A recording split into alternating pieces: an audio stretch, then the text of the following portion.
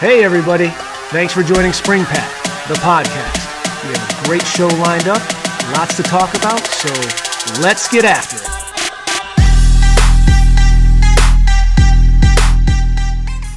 Hey everybody, thank you for joining again, another episode of SpringPath, the podcast. My special guest today is a personal friend of mine, Mr. Mike Griz. We both went to CCSU together, but he's joining us to share his insight and info and experience on graduating the School of Business Finance department at CCSU and talk a little bit about his path through college and then where he is today professionally and how it can help you. So Mike, I'll let you introduce yourself to the team. Yeah, thanks, Mike. It's great to be here, and I'm excited to be part of this. I'm glad you asked me, and I'm excited for SpringPath.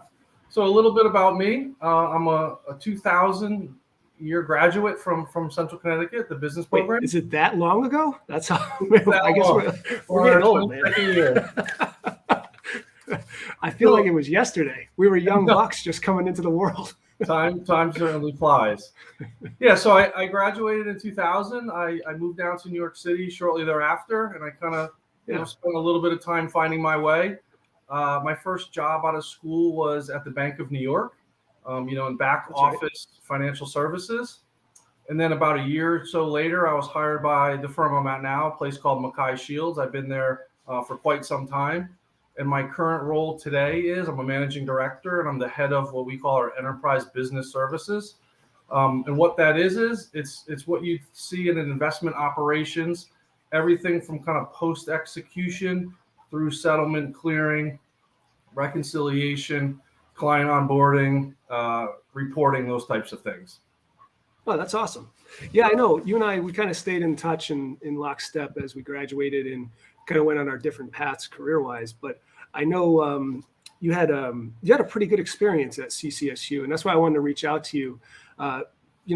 You and I, we were roommates in college. We went through the whole college experience. But can you talk more about your experience with specifically finance? So let's say you're past your general studies. We're kind of starting to get serious about our careers, and now we're going to pick and go into our program of specialty. When you got into the School of Finance, do you recall any challenges getting in, or anything specific about getting into the program, and then anything specific about the program that was beneficial?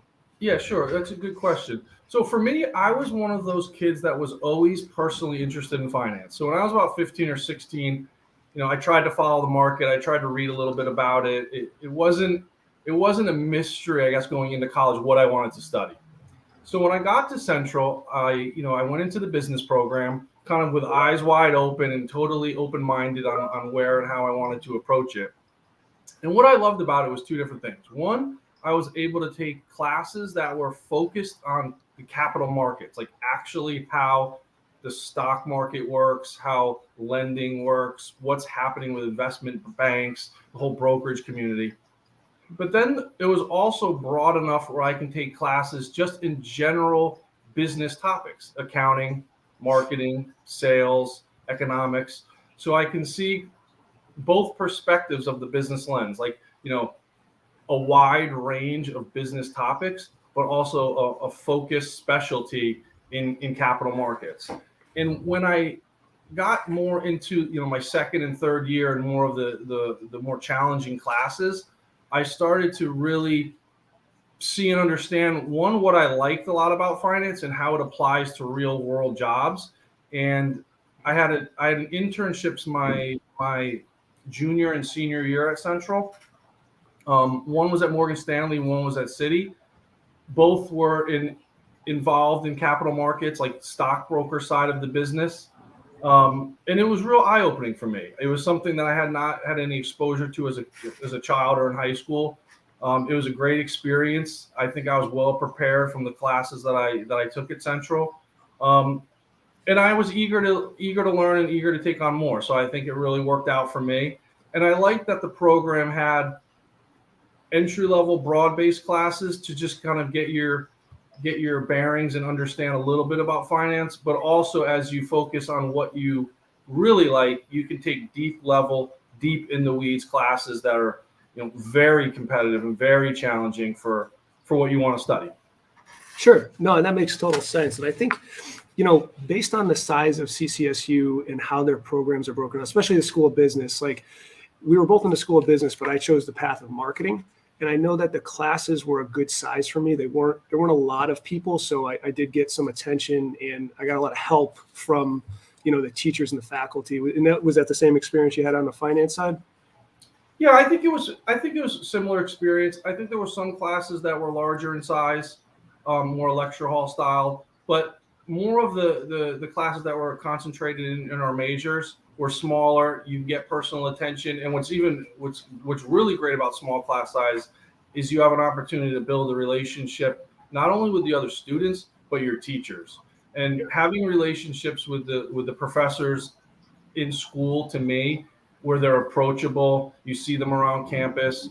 You can talk to them on office hours, or just pull them aside after class for a coffee and just touch base on things. Is really rewarding, and it's something that it didn't sink into me probably until like my sophomore, junior year. But once I kind of figured that out, I took advantage of that. And Central has a lot of that. The professors made themselves available to us. They helped us, and there's a couple I still keep in contact today. Yeah, no, I appreciate that, and I think it makes total sense depending on, how you approach studying and how you approach leveraging the faculty. I mean, for me, I had a very similar experience on my side of the house. But so you touched on something that I thought was interesting. When you were getting serious and starting to put time and energy into, getting ready to leave college, you're in your last year, let's say. When did you start engaging with those internships that you're talking about? Was that something that you went out on your own and found, or was there a program at the campus that helped you connect and segue? Yep. So I worked with programs through the campus. So I didn't even start looking for internships until I was in my junior year. And I worked with the programs and the resources available on campus, and they paired us up with likely candidates or programs that were looking for, Central Connecticut based or Hartford based interns. And I was lucky enough to get one each year in Hartford. Oh, okay, that's cool. Yeah, I think the programs that they offer there were great for me, because same thing on my side of the house, still within the School of Business, but for marketing, I had the same experience. They were able to set me up with internships. Why I like that, or why I took advantage of that, is, when you're an 18 or 19-year-old kid and you're thinking about trying to find an internship, it can be overwhelming. You don't really know where to start or how to kind of break into these big corporations. And Central Connecticut did a good job on connecting us, the students, with these big corporations. Because when I think about where I interned, Morgan Stanley and Citi, those are two pretty big institutions. Sure. And it was a lot harder for me to get traction kind of as an individual on my own. I think it's a lot more likely just to use the resources that are available to us on campus. And they have programs that work, those big corporations work with schools like Central. And it's great to take advantage of that. Yeah, no, and I think that's it's important to note, because really where you go from with that is let's take that next step. So you go into your internship, right? And now is it a situation where you decide that you're going to stay there, or is it a situation where you gain the experience to then go kind of build your network and find another job opportunity elsewhere? Like, what's the mindset that you're in at that point? Yeah, that's a good question, Mike. So both options were available. There were internships that you can take with the hopes of being hired full time, or there are internships where it's a set term and a set contract, and you're just gaining experience for your own resume, and then you go on your way. In my case, I felt pretty strongly that I wanted to move down to the New York City or the greater metropolitan area after graduation. So what I was looking to do was just build my resume, put some big name corporations, on my resume, and just learn from experience that way. But what I ultimately wanted to do was break into the industry down in New York, to give that a try. It's a place I always wanted to live, and I always wanted to give it a go. So for me, internship was more about getting comfortable in a real professional workforce, getting confident that I can do it, and then taking it ultimately to a bigger city. Yeah, and I remember when you did that, and you went to the city and you conquered it, buddy. I was proud of you. You did great. Thank you. It wasn't easy, but once I found my way, things started to open up for me. So let's talk about that, because I know when you were first searching, I know your internships were coming up, and then you were searching for, because you had a specific game plan. Like your path was to get to the city, and then make it there. You could make it anywhere, right? So the real idea is, what I want to try to show people or kind of get from you is, you had support, you got through the program, which was a great program. You were working with faculty, you got into these internships, you gained experience, and then how did that next step happen? Like, did it open doors for you to get to the Bank of New York, or was it a network that you created while you were in those internships? Like, what should students getting ready to go into the workforce be thinking along those lines? Like, how do they maximize their internship and network experience? Yeah, I think networks are one of those things that are underutilized nowadays, and I really stress to all younger folks or college graduates to really take advantage of your professional network, and not just in a way that's one directional. Like, when I need something, I reach out. For me, networks is just as much about sharing information and including people in things, inviting people to things, and having like kind of a two-way dialogue. So back to your original question, when I graduated from Central, and I'm from a small town in Connecticut. I grew up in a little town called Oxford, Connecticut. I felt I was pretty prepared academically and I guess just as a young man for New York City. What I wasn't prepared for was just the speed and the pace and the life around me. I remember going to my very first interview at the Bank of New York. I couldn't find the building. I couldn't get a cab. It was just so hectic. Those were the things that were challenging to me. But once I sat down with the person actually interviewing me, I could relax. I felt comfortable in my preparation. I felt comfortable with the experience I got in my internships. And I feel like I was prepared academically for what was out there. I just had to, I guess, warm up to what a big city was really like. It was certainly intimidating, certainly faster and more crowded and more hustling and bustling than I thought. But once I kind of got through that, I really did learn to love it. And it's something, I'm still in Midtown today. I really love being part of a big city and being part of that whole life and culture. And then the second part of your question is, how did I kind of break in? So what I did was, and I would encourage all students to do this, work with any of the resources and connections and networks that you can make on campus and spread a wide net when you're starting to look for jobs. So I did this in a couple different ways. I made good connections at my internships. They put me in contacts with their equivalent corporations or branches in the city. But more importantly, they put me in touch with some professional recruiters that service that area specifically in financial services. And some of those recruiting firms I'm still partnered with today. I'm just on the other side of the fence where we're hiring folks. Sure. But that was a good way for me to break in. So I used the community at Central to kind of help me find an internship. Mm-hmm. And then I leveraged the people I met there and their own connections to say, hey, can you put me in touch with so-and-so, or do you have any ways that I can touch base with someone in New York? Because there's a lot of, overlap. And for as big as finance is, it's a relatively small community, and a lot of people have good connections and networks and things like that we should tap into and take advantage of. Yeah, no, I think that's excellent advice for someone considering going into this program at CCSU, or any program really, is to leverage the programs they have on campus for internships and then expand that. You have to build your network. And you and I talked about this even a couple of years after we graduated. I remember we got together and we were talking about, man, if we could really harness the power better at that particular point in our time of the network, because it had such reach. So yeah, that's an excellent point. And then I'm going to go into something right now where you and I had talked offline. Is just, let's put our lens on where we're students in high school and we're considering a path of finance. And really, in many cases, they might be thinking, like you and I were talking about, hey, it's either an analyst or a stockbroker. I'm not sure I want to be one of those. But the reality is there's such a vast array of resources in the finance industry that do different roles, and you understand this best. So if you can kind of elaborate on that and share your point of view. Sure. So exactly right. So when I was, 16 or 17, I thought what finance was being a stockbroker. I thought that was basically what the industry was all about. And, in order to get ahead and make a lot of money, that's what I needed to do. And where I worked as an internship, I started to see that there was a lot of other different parts of the field that weren't necessarily picking stocks or bonds or putting together portfolios or even sales at all. It wasn't me, like cold calling someone and say, hey, let me pitch you this idea. And when that really opened up for me was probably my second or third year at Mackay Shields.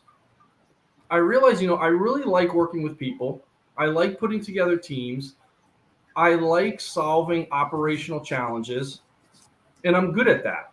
What I wasn't so strong at was reviewing financial statements or preparing, an NAV or some of those other things. Sure. Yeah. And when I look at the makeup of like our company, which is very representative of the whole industry in terms of all financial firms on our side of the business, meaning like the buy side, so hedge funds, money managers, asset managers, we're basically broken up into two sides of the business. Part of the business are portfolio managers and analysts that will screen companies and make investment choices. Okay. And then the other side of the business is what we would call all the staff and support side of the business. So that's the legal side, compliance, regulatory compliance, operations like what I'm in, but there's also marketing, distribution, client services, technology development. And there are so many more jobs available on that side of the business versus portfolio managers and analysts, especially nowadays, as some of that is going towards data-driven models that are supported by engineers and data folks anyway. That was really eye-opening for me. And like in terms of where I work, there's about 200 employees. We manage about 160 billion. So it's quite a bit of assets under management. 2/3 of our staff is in that support role. So operations, technology, compliance, legal, client service, sales, distribution, stuff like that. Yeah. So that makes sense. So really, it's safe to say, based on what you're saying, is in essence, you can start on this path and you can think like, hey, finance is portfolio manager, stockbroker, analyst, but really what you should be looking at for finance is the breadth of resources and staffing that's available to support these organizations. So you can really kind of dovetail into something, or your path can take you into operations, like for you. And it's still, most people go into finance because it's lucrative, but in these roles as well, I know you do fine for yourself financially. So it's still extremely lucrative taking those paths. Oh yeah, very, very lucrative. And to work in a financial firm or a hedge fund, you need to have a strong foundation of what capital markets and economics are, right? So put that aside. I feel everyone in our firm should have that kind of basic knowledge, but then you have to kind of see, what do I personally like doing and what am I good at?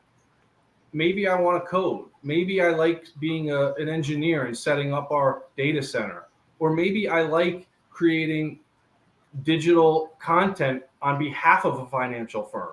So there's a lot of other things where you can kind of dovetail together finance and capital markets into something that's personally rewarding. And if you find that perfect alignment, then I think you can be very successful, because it's a combination of a lucrative field, but it's also something that you're personally passionate about. So for me on the operation side, about 10 years or so ago, I moved into the leadership management side of operations.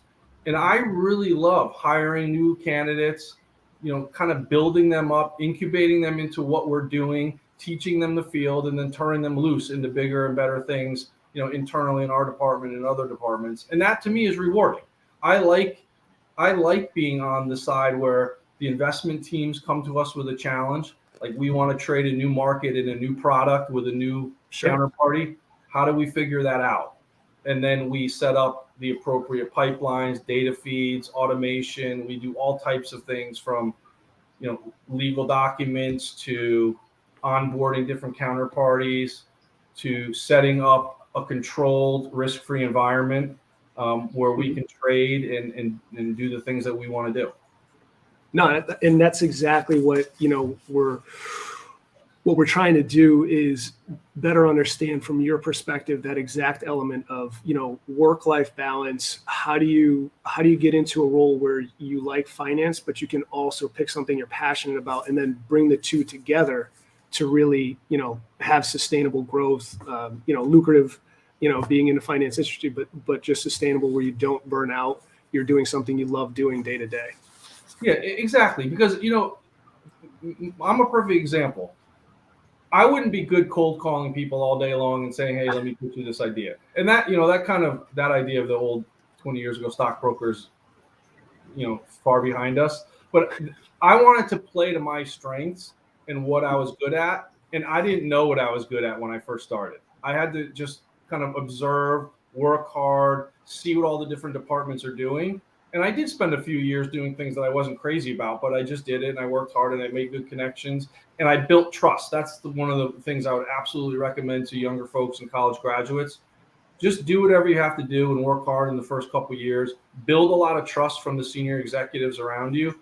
And then when there's an opportunity, they'll believe in you that you can do it. And if you can find your passion or find something that you're strong at and couple that with the overarching financial service industry, you can go a long way. That's awesome. That makes total sense. So, Mike, if you were to talk to a student in high school right now, what would be your advice to them as they're looking at potentially going down the finance path, but also selecting a school? Because I think that's very important for someone who's remember where we were when we first started this in high school, and now we're looking to go, and we both selected Central. Elaborate on that. What would you give for advice there? Sure. Yeah. My thought process when I was selecting Central or selecting a school, and certainly, advice that I would give to kids going about this now is I would think about it in a couple of different ways. One is just the program itself, right? So Central certainly had a strong business program. It was something I felt that would benefit me. I can learn a lot and kind of expand my own knowledge and skill set. So Central certainly met my requirement there. But also importantly, a couple other things that I took into consideration. Being from a small town, I wanted to go further enough away to a school that was bigger and a lot different experience than my high school. So Central Connecticut was big enough where it felt like I was on a big campus, but not a super mega campus where it was overwhelming and you can get lost. That was the right balance for me. And I don't think I would have done well at a really tiny school. I wanted some more exposure. And I don't think I would have done well at a huge school where you're just one of a million and you can kind of get lost in the shuffle.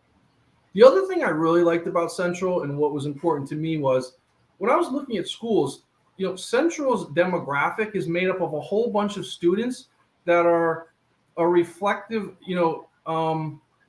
show of what the global workforce looks like. So you're going to see people from all cultures, all diversities, all walks of life coming together, working in business and finance. And that's what you're going to see upon graduation. So it was great to get exposure to all that as a 17, 18-year-old living on your own for the first time. You're exposed to different things, different cultures, different people. And that's hugely helpful in the corporate setting now. Yeah, no, and I agree 100%. Being that I went there, we went the same years.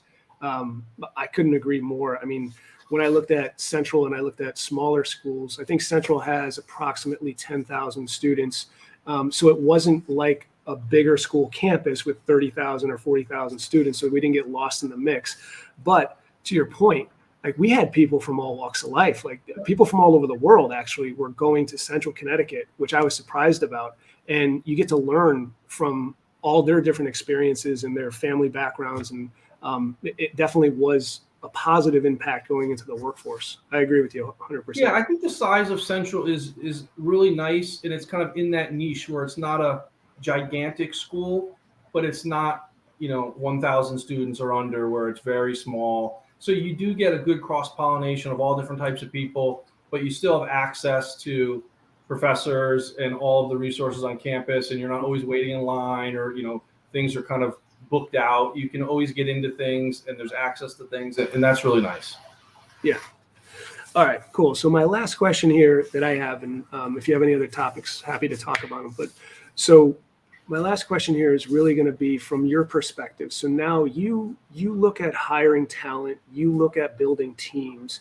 So now we have a student who's gone from high school to college. They're coming out of the program, and this could be any school they're coming out of. But really, what are you looking for someone entering the workforce? Yeah. So for us, one of the things, the most important thing I'm looking for when I'm screening a candidate that's just graduating from college is their character. So we will teach all of the technical parts. We will teach all of the very specific financial workflows. What I love to see is someone that's professional, they're comfortable, they're confident sitting on the other side of the table, but also they're eager and willing to work. And that comes across to people. You can almost jump through the screen with enthusiasm when you're interviewing. And those are the types of attributes I'm looking for. I'm also looking for someone that has some real world work experience, and not necessarily finance, doing anything. I remember, Mike, you and I worked together at an amusement park when we were kids, and we worked together in the restaurant industry. Yeah. I like to see things like that because it just shows that you're out there and you're trying. And, people that work in retail, you don't know it at the time, but you're learning quite a bit about customer service and people and how to talk to people. And I'm really just looking for, you've completed a degree, you've had that self-discipline to get through college. Now you're enthusiastic about an interview, and you're enthusiastic about your drive. You want to put in the time and the hours. You've shown some history of work, and you can share some experiences. And really, you get a good feel for people just through that types of conversation. And it's just that if you can relate to people in an interview, I think that goes a long way. And the last bit of advice I would give to candidates would be sharpen up on your soft skills. So things that are not necessarily technical, but really come through in your interview and in your career, like listening, how you communicate, empathy, being able to relate to people, understanding how to read a room. Sometimes you're not going to get the outcome you want, but be persuasive in what you're doing. Don't give up. Sure. All that kind of stuff, which isn't always taught or talked about, but soft skills hugely important to me in terms of putting together people, not only on a team, but on higher functions and to lead groups.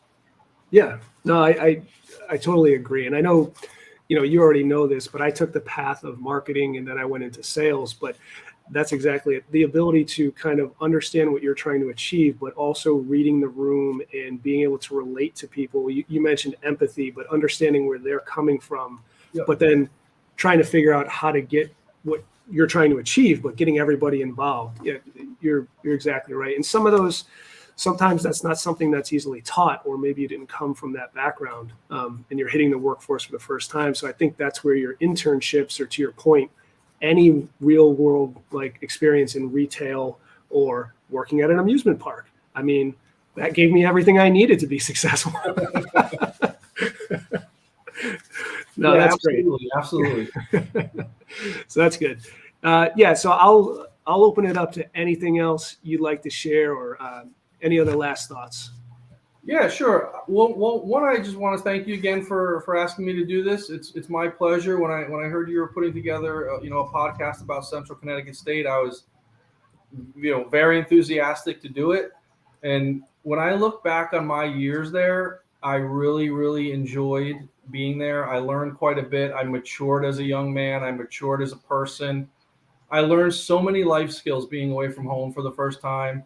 In an environment that I thought was fun and safe, but also, challenging in terms of, academics and playing Sure. sports and things like that. So I'm a big believer of Central Connecticut State. I'm absolutely an advocate for the school, an advocate for the program, and I'm happy to help out in any way.